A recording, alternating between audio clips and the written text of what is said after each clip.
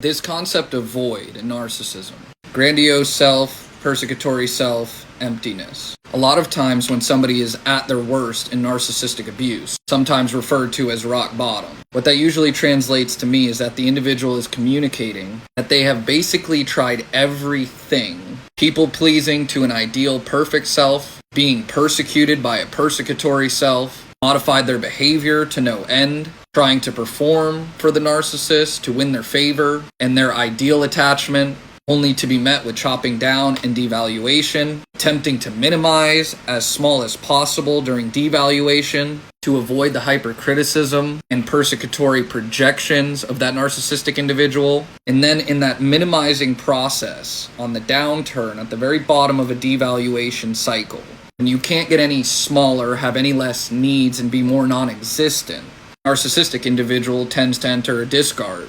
That can be emotional, and a lot of times I've even seen it in the external world. They leave someone somewhere after a cycle of narcissistic abuse.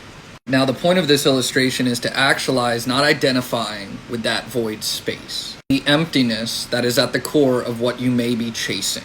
That tends to be a very empty, almost feeling of apathy.